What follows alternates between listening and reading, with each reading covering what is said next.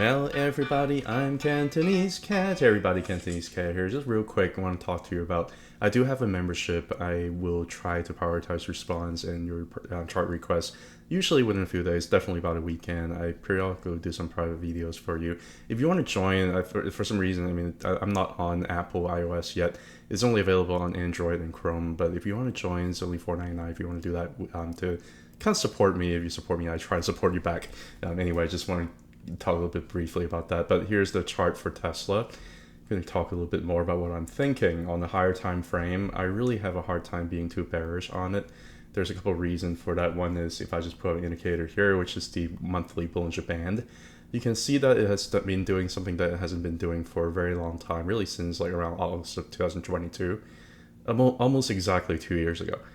It had not been positively sloping for about 2 years until July of 2024. Like, this is the first time last month that it was actually first started to be positive sloping.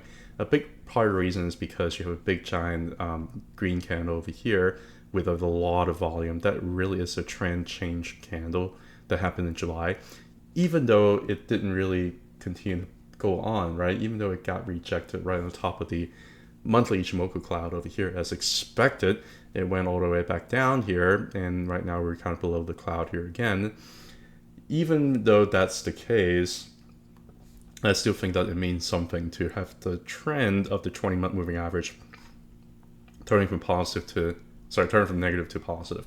When was the last time this had happened? Well, last time it happened was around here, really around October 2019. We have this big giant candle over here really caused a trend change.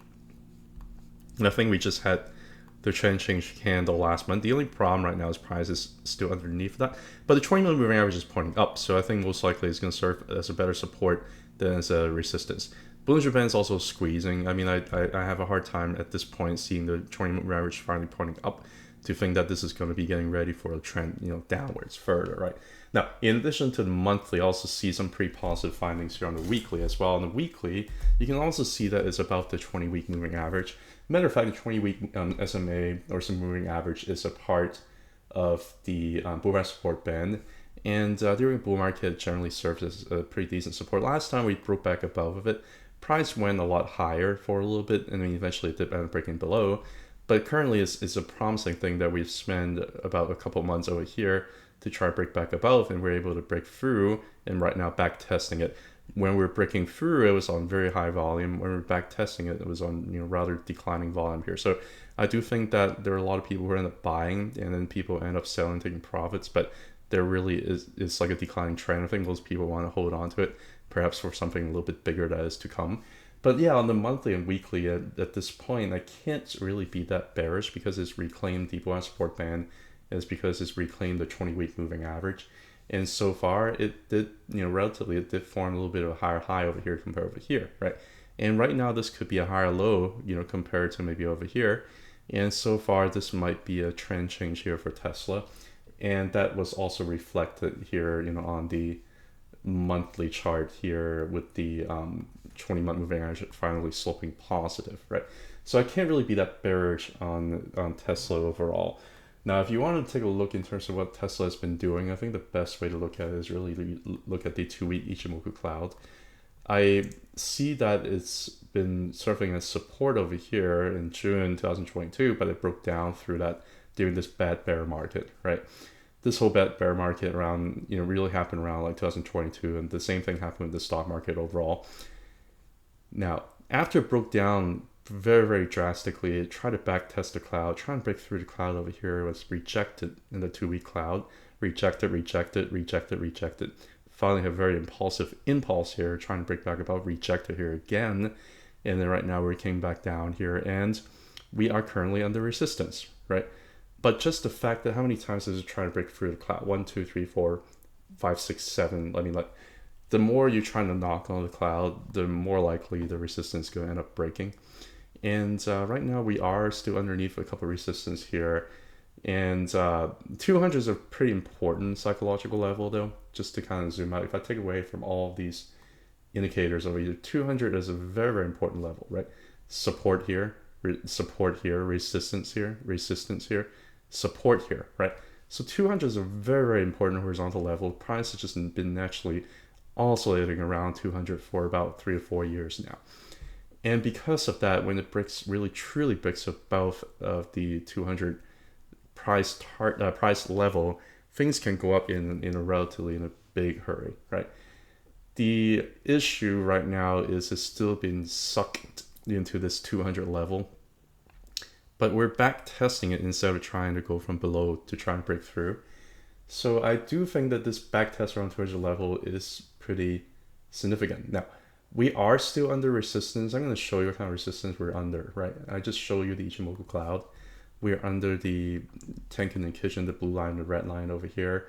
And they are around 224. Sorry, let me see here. Yeah, the price over here is around 204.9. So 205 to be roughly 205 and 209. It's somewhere around 205 and 209. So you basically hit all of these resistance over here and so far and getting rejected, right? On the weekly, you also hit a very similar level of rejection over here around 205. So there's a lot of confluence in multiple time frame. And if I just kind of take off the Ichimoku, and I do have a little bit of a negative pitchfork here that I've drawn, you can see that really price during this bear market has been following this pitchfork, pretty well, except when it just totally went underneath of that, but eventually bounced back in a pitchfork. And it's just been bouncing from one pitchfork level to another. And so far we got rejected here on top of the pitchfork. We came back down. And, around the same level, around 205 or so, this is also the top of this level over here. So far we're getting a little bit rejected from that, right? Another thing too, if I don't look at the pitchfork, if I actually do a, rough Fibonacci level from the cycle top to the cycle bottom, and now these numbers are not going to be exact, but if I do a Fibonacci level overall, you can really tell what price has been, really doing. It has been got rejected here at the 0.5 level, where it got rejected here before, and it simply just broke through 0.382, and it got really close to 236 level over here, but it didn't really quite get there. I think let me try to see if I can do a lock level for this. If you do a lock level, you can see that around 205, 206, that is also a resistance level, right? We broke down underneath this level over here. Unfortunately, we gapped down, and then right now we're just basically trying to back test, and so we're getting rejected over here. One other potential resistance, just look at this. Like it filled a gap over here at around 205.7.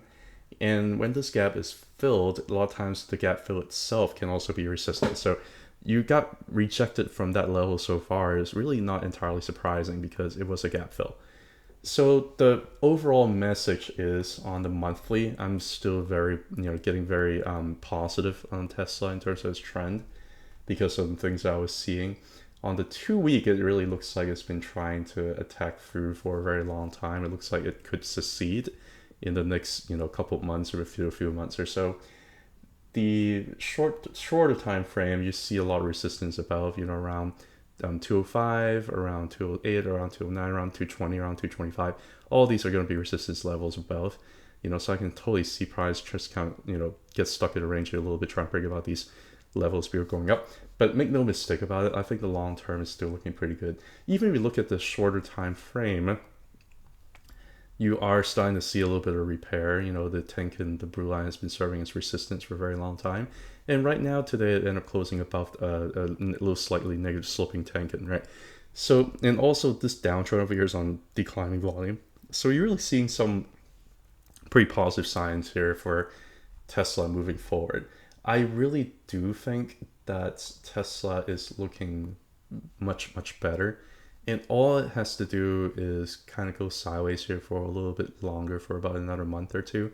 It doesn't even have to break inside the cloud, as long as if you close above like 208 or 209, if it can close above the Kijun, the red line over here for the monthly, I think that you might be ending up getting a bullish crossover for over the next month or two. And when you get that, again, you had a bearish crossover here around the 2022. And since then, you haven't really had a bullish cross, right? Last time you had a bullish cross was really around here, around December 2019, and something pretty significant happened after that. So far, we are not yet having the bullish cross, but I do think as long as price stay around this level for another month or two, we're probably going to end up getting a bullish cross here pretty soon. Now, that is Tesla in a nutshell in terms of what I think it's doing. Now, where do I think it's going? If you ask me for like price target, I'm going to draw a rough Fibonacci level here. I'll tell you, I'm not going to do this like lock, Fib level. I like to look at linear when it comes to more like target fishing. I can totally see it over the next like 3 to 5 years. I can totally see it hitting like the 2.618 level, which is just a little shy of $1,000.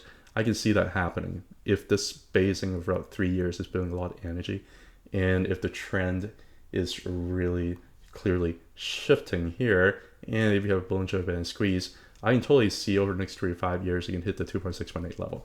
And this would be a diminishing return compared to the past cycle, because you're talking about from like the cycle like top over here to the bottom over here, like Tesla just way overshot those Fibonacci extension levels. Like it's not even funny, right? So if anything, like what I'm proposing right now is actually more or less of a diminished return. I do not think it's going to go all the way to do another like 30, 40x like that. That's insane. The market cap's probably too big for it to do that now. And a lot of the growth, a lot of the bullish sentiment, things like that have already been priced in when it comes to Tesla. So I do think that maybe a little bit more reasonable goal for the next 3 to 5 years, maybe around $900 in 26, roughly, right? That is going to be my thought on Tesla. Now, I do want to talk a little bit more about a couple other EV stocks just real quick, because I remember back in, let's say like towards the end of 2023, a lot of people are really bullish on some of the other EV stocks besides Tesla. And I actually got a lot of chart requests on X about various EV stocks, and one of which I'm going to just talk about a few here. One of which is, I'm going to talk about some of the Chinese EV companies. Is BYDDY a buy? BYD, is it a buy? It's hard for me to say for sure. All I got to say is it does look a little bit like Tesla, doesn't it? It does look like it's just been kind of hanging out in space and just been kind of consolidating. It looks like it might want to continue, right? The only issue is, unlike Tesla, Tesla actually has a little bit of a consolidation kind of thing over here. It made a little bit of a higher low over here, right? The only problem with BYD is that it just looks a little bit like a descending triangle look to it. It looks like it wants to kind of roll over here a little bit. Now, to be objective about it, if I pull up the Ichimoku cloud, you can see that it actually doesn't look bad. Like compared to Tesla is getting close to having a Tenkan Kijun cross, right? BYD looks like it's just kind of back tested the bottom of the cloud, and now is trying to back test the top of the cloud here.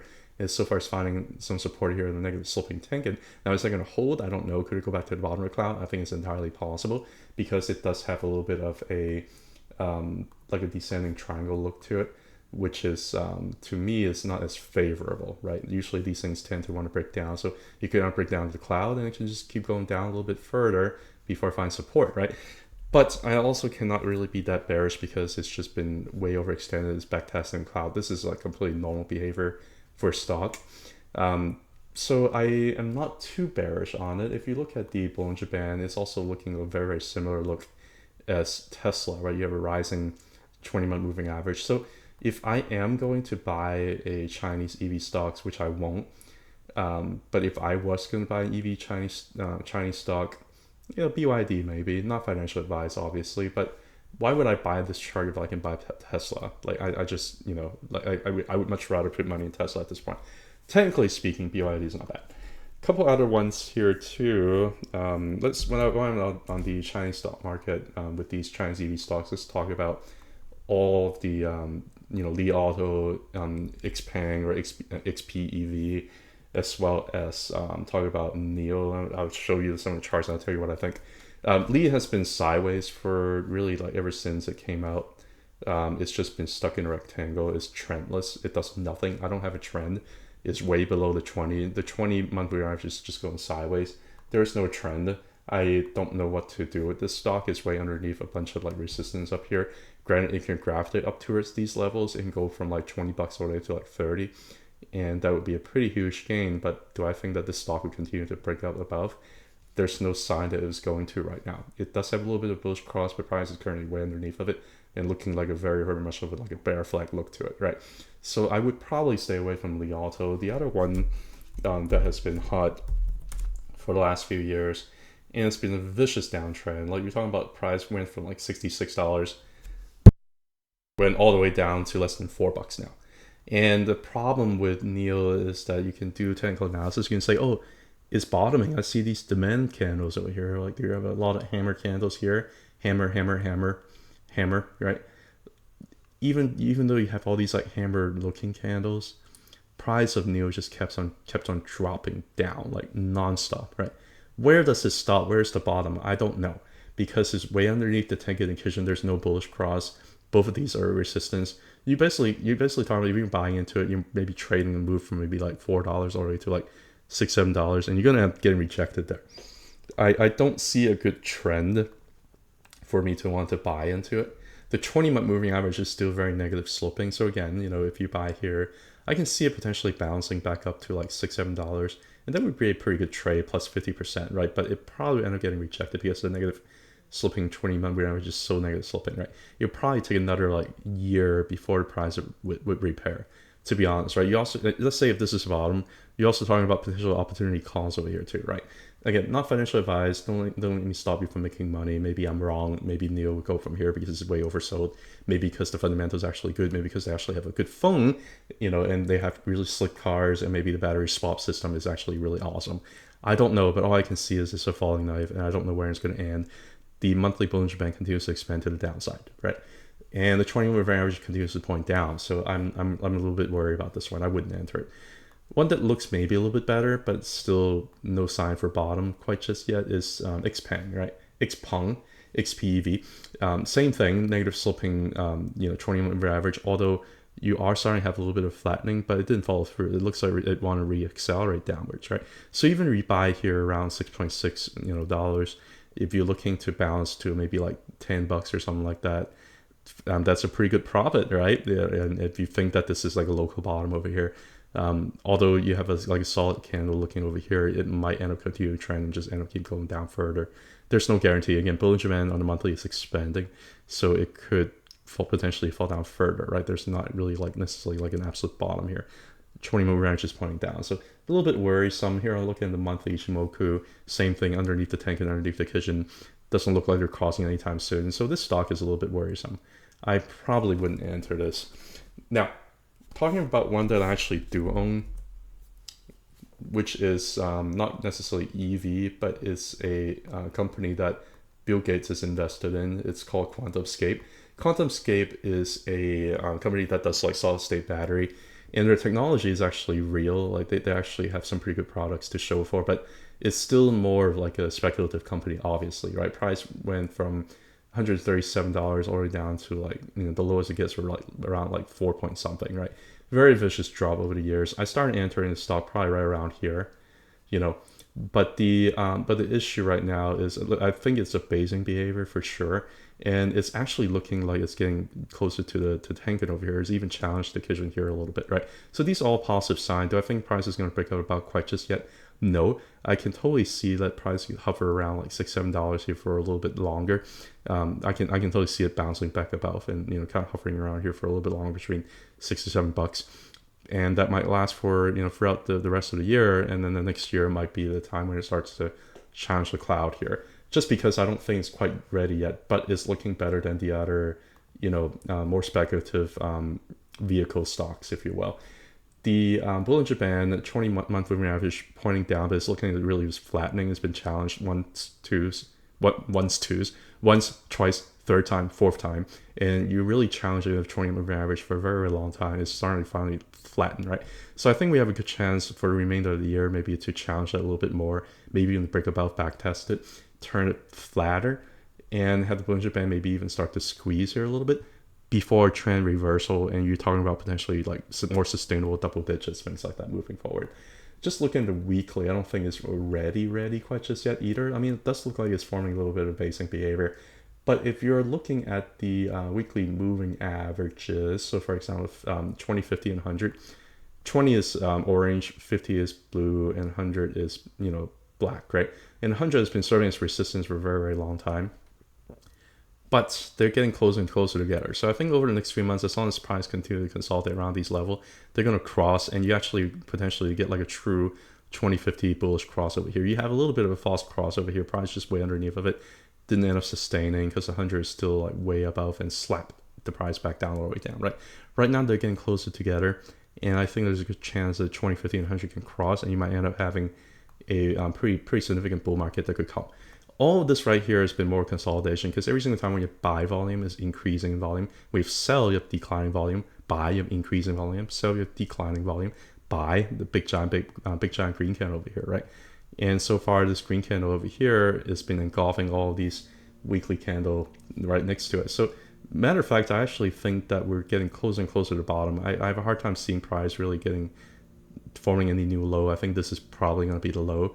But yeah, so far I'm seeing a pretty significant trend change that's been happening for like 4 years now. And I think something may turn around the corner for this stock. A couple other ones I want to talk about. First of all, RIVN. RIVN is a beaten down dog. I remember back late last year, everybody was asking for chart requests on X from me, and I was like, yeah, let me chart this. And I see it potentially forming a little bit of bottoming behavior here. I mean, obviously nothing is a guarantee, right? This is a weekly chart. If you look at Ichimoku cloud, you can see that it's attacking the cloud, and whenever it attacks the cloud, generally it's a positive sign, right? It looks like almost wanted to kind of test the top of the cloud, maybe hopefully find some bottoming behavior, back testing bottom cloud, consolidate signings were going up. Nope, it decided to just break through underneath the cloud, and you have a little bit of katana over here. It's basically just went way down, way too far, way too far, way too fast. Found another area over here as support. Did a little bit of like an inverse head and shoulder type pattern over here. Came back testing this level right here, right? That's exactly what it's doing right now. So all these are pretty much basing behavior. Now, I actually am not that bearish on the technical analysis part of RIVN. I am not that bearish on it because I think that, I mean, price obviously went very vicious. I went 80s all the way down to like the single digits, right? It's a very vicious downtrend. The thing about what I like about this stock is this. I like the fact that it's been forming on a weekly bullish divergence. And don't get me wrong, right? Price can keep going down on bullish divergence, and this is one of the examples for that. You're not going to get really like a good bottoming process for a downward trend like this until you see a bullish divergence. Now, you do see a bullish divergence for like a whole year around 2022 all the way through 2023. And you can totally see further bullish divergence for the next year here as well, right? Like it's still, our side is still trending up here, whereas price still going down. This bullish divergence will probably have to work out at some point, and you can see this bullish divergence not just on the weekly, but you can also see it on the monthly too. Like you can totally see this bullish divergence here on the monthly, and it's been building up for a very, very long time. When you have a bullish divergence like this, there's a good chance for the stock to potentially reverse the trend, and I think that's what RIVN is doing. I would not get into RIVN because, again, if I had to buy EV stock, I'll buy Tesla. But RIVN is not a bad stock. It did make a lower low, and it is maybe trying to find a lower high here. So technically it's still a falling knife, but it's a falling knife on bullish divergence. So if you're going to catch a falling knife, this may not be a bad knife to catch. Not financial advice.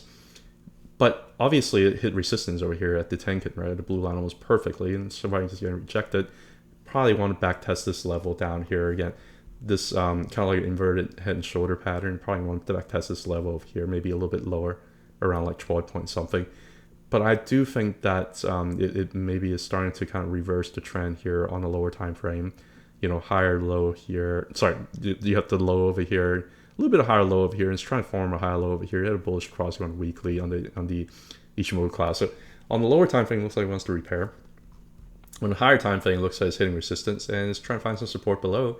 Hopefully, you're going to be able to find a little bit of a higher low here. Maybe it goes down to like 12 point something, find support at that wick over here, and also at that wick over here, maybe around 12, and then it just keeps going up, and maybe you can challenge the Tenkan again, maybe eventually break back above, do a little back test before going up. It's not a bad looking chart. It's still a falling knife and no confirmation, but again, it's on bullish divergence, so I'm okay with this. Now, one more stock here is Lucid. Lucid is not as good. Now, it is also challenging the Tenkan, right? But so what? The challenge over here got rejected. Price went down a lot further, right? So far, what are we doing? We're back testing the Tenkan over here again, but it's still very, very far away from the Kijun. Like, RIVN at least is getting closer, right? These two lines getting closer. There's a potential maybe over the next year or so that this can have a little bit of bullish cross. I can see that happening. For Lucid, I just have a hard time seeing it. Like, price really have to make a very, very impulsive move to really reverse a lot of the technicals. But so far, you're underneath resistance, so I wouldn't necessarily count on that. Plus, like, a little bit different from RIVN, if you look at the monthly RSI, and also you look at the the weekly RSI, I do see like on weekly a little tiny bit of bullish divergence that I think already played out. I do see on the weekly you have a bullish divergence that's been going on for like a whole year. But this whole bullish divergence has only decelerated the downtrend, right? It is getting a little bit closer to the weekly Ichimoku cloud again, so we'll see how it reacts. On the weekly, it is getting a little bit of bullish crossover here. The price is back underneath it, so we'll see how it reacts. But it's underneath resistance, right? Both on the monthly, it's underneath resistance right here around like 3.8 or something like that. And also over here on the cloud, it's also underneath resistance. The top of the cloud, the bottom of the cloud over here is going to be around 3.8 whenever it challenges it, right?